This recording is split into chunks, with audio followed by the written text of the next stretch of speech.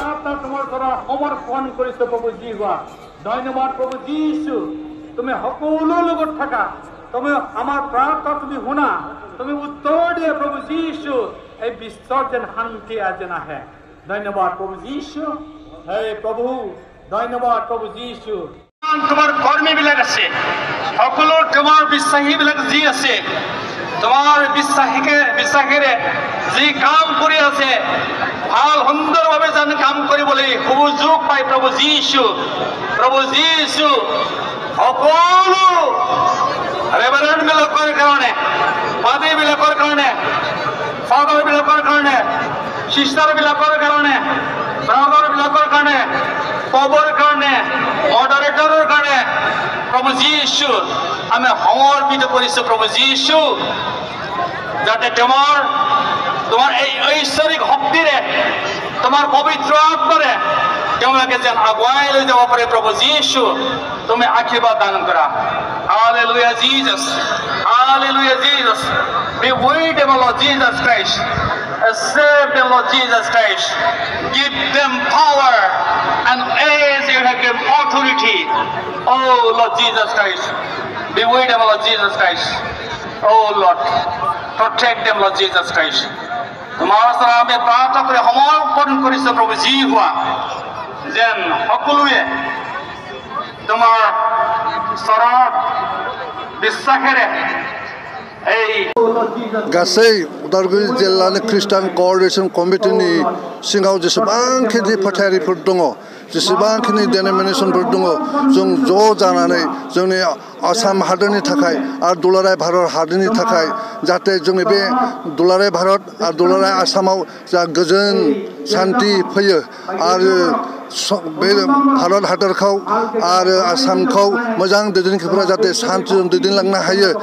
बेबायदि ओंथि लानानै दिनै बे कोअर्डिनेशन कमिटिनि सिङावहाय बे गिदिर जों प्रार्थना सभाखौ लानाय जादों नंगौ आथिखालनि मुगाया गोबां सैतानजोंहायो गेलेमलांनो जाबाय सुबुंफोरा माबायदि सासे ख्रिस्ट' सिबियारिया माबायदि फोथायनो गोनांथि जाना फैबाय सार बेनि बेलायाव मा बुंनो सानो नंगौ बे खोथाया आथिखालाव जोंनि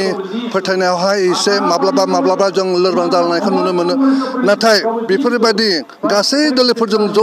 ज' जानानै जों जुदि फोरबोनियाव बियोब्ला इसोरनियाव जों जुदि प्रार्थना खालामोब्ला निस्सय जोंनि बे लोरबां गोसोफोरा गोथों जागोन गोथार जागोन आरो फैफाफिनगोन आरो गावनि न'खरनि थाखाय समाजनि थाखाय मण्डलिनि थाखाय हादोरनि थाखाय बिथांमोना मोजां सिन्ता खालामनाय फैगोन होननानै जों फोथायनानै बे प्रार्थना सभाखौ लानाय जादों दिनै ख्रिस्टान सिबियारिफ्रा जिखिनि इयावहाय सानसेनि हाबाफारि लादों ओरैनो मेन एजेन्डाया मा सारमोननिया मेन एजेन्डाया दिनै बेनो जे जाहाथे जों माब्लाबा जोंनि आसामावहाय एबा भारतबर्षआवहाय माब्ला जोंनि रायजो खुंनाय बेलायावहाय जों बिथांमोनखौ बेरेखा बुङा नाथाय जों अनज्लायनायखौ जों अभाबखौ नुनो मोनो माब्लाबा असान्तिखौ जों नुनो मोनो जेरैखि जाया भारतनि खना खनलायाव आसामनि खना खनलायाव जों माब्लाबा अनज्लायनायखौ जों नुनो मोना जाहाथे बेफोर अनलायनाया जाहाथे गोमानानै थाङा आरोबाव जाहाथे खौसेथियाव फैयो अनलायनायाव फैयो आरो मोजां गोजोननायजों जाहाथे हादर खुंलांनो हायो जोंनि दैदेनगिरिफोरा जाहाथे मोजां खुंनो हायो आरो जोंनि फोथायारिफोरा आरो गासै आसाम हादरनि मानसिफोरा आरो भारतबर्षनि मानसिफोरा जाहाथे गावबागाव धोरोमखौ लानानै अनलायनायनि गेजेरजों जाहाथे हादरखौनो हेफाजाब होनो हायो बे ओंथिखौ लानानैबो दिनैनि बे जों प्रार्थना सभाखौ लानाय जादों ओरैनो दिनैनि बे जुथुमायाव ओरैनो बेसेबांसो मानसिफोर ज' जादों बेयाव आं थिग बिदि अनुमान कारेक्ट अनजिमाखौथ' बुंनो हानाय नङा आं तथापि सानो 8,000 जानो हागौ होननानै आं सानो आरो बेजों लोगोसे